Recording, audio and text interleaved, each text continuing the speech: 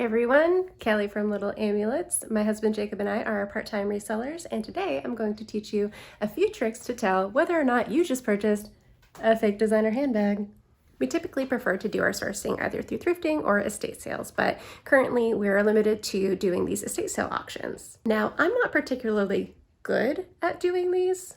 One might say I'm horrible at doing them. Basically, the first one I did, I thought that I had scored big time. I found these Air Jordans for $3, and I was really hoping that I'd be able to turn quite a profit on those. However, once I got them, they were in pretty rough shape, and I was able to flip them for about $12, but it was a lot less than I thought that I'd be able to get. So when I saw this auction for a bunch of designer handbags, I thought it would be worth the risk, and I thought that I could do a pretty good job of identifying whether or not they were authentic through the images. Problem being that when you're looking at these estate sale auction sites, they typically only have one photo. So you have one chance to really gather all of the information and figure out whether or not it makes sense to purchase this item. Now, I've been burned by a lot of fake Coach bags, so I've gotten pretty good at determining whether or not they're going to be fake. And I thought, well, if I am able to determine that their Coach bags are legitimate, there's a pretty good chance that the rest of the designer bags are authentic as well. So I took a look at the Coach bags first, and I was able to get a good feeling about them and think, well,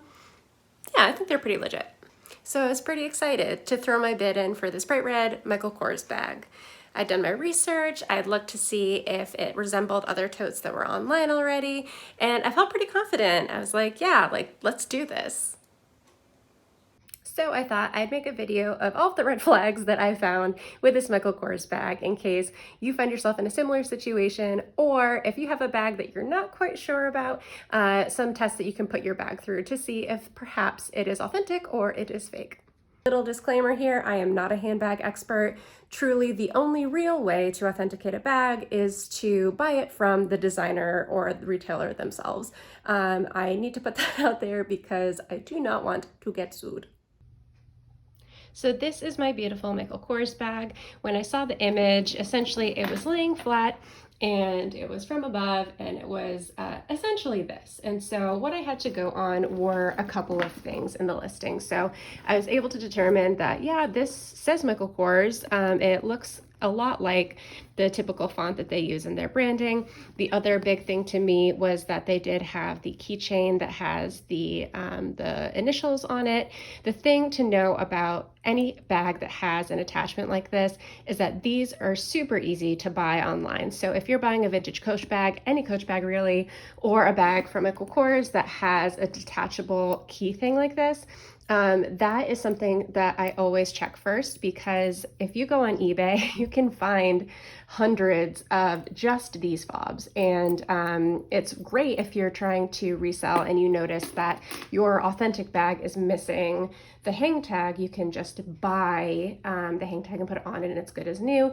However, it is also a very easy way to get scammed. So while we're here, let's start on how we were able to tell that this at least was not authentic. So the thing that I have learned is that when you are looking at a Michael Kors bag, the keyring should actually be a really thick material. It should not be plastic, it should be metal.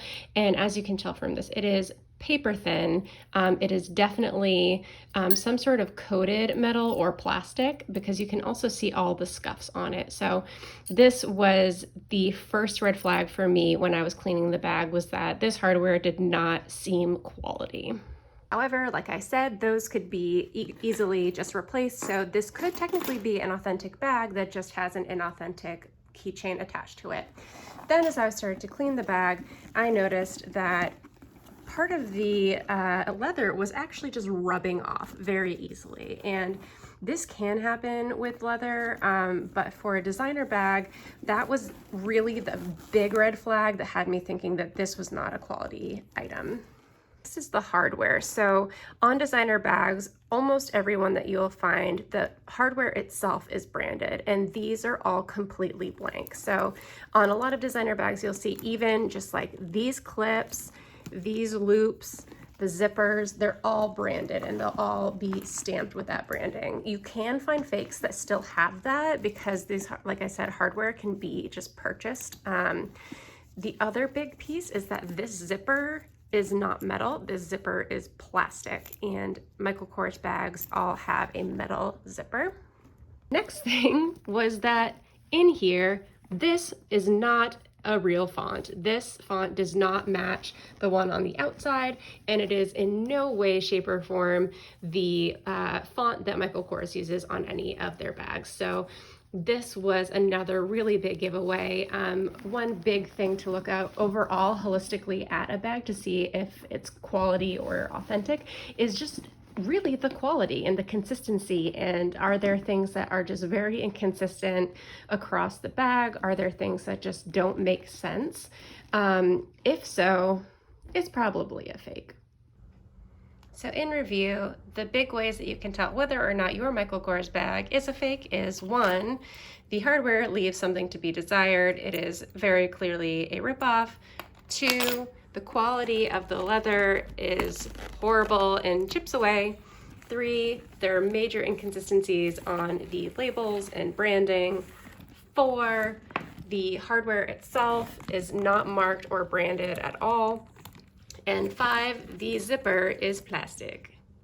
While you might find bags that are authentic and don't meet all of these expectations, for example, smaller bags or some from a particular line or manufacturer, these are the key ways that you can tell if you have been duped. Well, thanks for tuning in. I hope that it was useful. If you have any tips or horror stories, feel free to drop them in the comments below, like or subscribe, and we'll see you next time.